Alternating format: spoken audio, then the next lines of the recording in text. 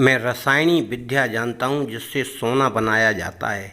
वह आश्चर्य में पड़ गया। मित्रों, स्वर्ण बनाने की विद्या बहुत पुरानी विद्या है। साधु संत महात्मा या सन्यासी ऋषि मुनि वह उस निर्माण विधि को जानते हैं और उसके लिए तप भी करना पड़ता है। इसी प्रकार की बातें आज तक भी प्रचलित हैं और आज भी लोग स्वर्ण विद्या में पारंगत होने की कोशिश कर रहे हैं नए नए तरीक़ों से।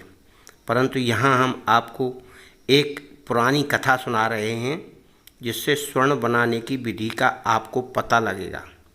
एक राजा जंगल में शिकार खेलने के लिए गए तो वहाँ खेलते खेलते एक जगह एक साधु दिखाई दिया और उस साधु की पास में ही एक झोपड़ी थी।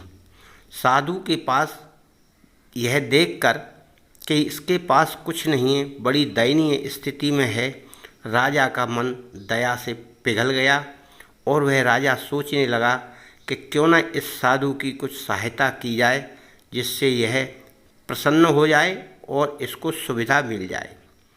तब साधु के पास राजा ने अपने राज्य से कुछ स्वर्ण मुद्राएं और कुछ उसके ज़रूरत का सामान साधु की झोंपड़ी में भिजवाया। साधु ने वह सामान देखकर वापस कर दिया कि यह सामान की मुझे ज़रूरत नहीं है, मेरे पास सब कुछ है।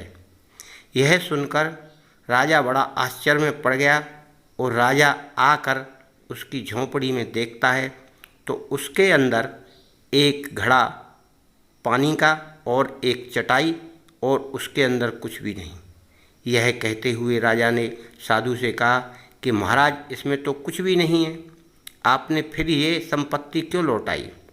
तो राजा ने उस साधु से कहा कि आप इतनी स्थिति में हैं, ऐसी दयनीय स्थिति है तो आप उसको ग्रहण कर लेते। तब साधु बोला, मेरे पास आइए। और साधु ने उस राजा के कान में कहा कि मैं रसायनी विद्या जानता हूँ जिससे किसी भी धातु को सोना बनाया जा सकता है। ऐसा सुनकर राजा आश्चर्य में पड़ गया और राजा ने सोचा क्यों ना मैं यह विद्या सीख लूँ, और साधु महाराज से कहा कि महाराज, यह विद्या मुझे सिखा दीजिए जिससे मैं अपनी राज्य की जनता का भला सोच सकूं और भला कर सकूं और फिर किसी प्रकार की जनता को कोई परेशानी नहीं होगी। तब राजा ने कहा कि मैं सिखा दूंगा, परंतु एक शर्त है। बोला, क्या? तो उन्होंने ये कहा कि तुमको 1 वर्ष तक मेरे प्रवचन सुनने पड़ेंगे, उसके बाद वह विद्या मैं आपको सिखा दूंगा। राजा ने हाँ कर दी। फिर क्या था, राजा रोजाना महाराज के वचन सुनने जाता और साधु महाराज के वचन सुनते सुनते उसके मनोभाव में परिवर्तन होने लगा और जो स्थिति पहले थी उससे कुछ अलग स्थिति हो गई। 1 वर्ष पूर्ण होने पर राजा स्वतः ही ऐसा हो गया जैसे वह खुद ही साधु हो। इतना ज्ञान प्राप्त करने के बाद फिर साधु ने उससे कहा कि अब मैं तुम्हें रसायनी विद्या सिखाता हूँ। तब राजा बोला कि महाराज, मैं तो खुद रसायन बन गया, अब मुझे उस विद्या की कोई आवश्यकता नहीं, क्योंकि इस विद्या से ज़्यादा तो सारी विद्याएं मैं सीख गया, अब रसायनी विद्या की मुझे कोई आवश्यकता नहीं है। इस प्रकार से मित्रों, आज भी जो लोग रसायनी विद्या के पीछे पड़े हैं वो अपने आप को इस तरह का कुंदन बना लें कि स्वयं ही सोना उनके पास चला आएगा। इस विद्या को सीखने के लिए बहुत ही ज़रूरतमंद और बहुत ही ज़रूरत से ज़्यादा सन्यासी रूप धारण करना होता है।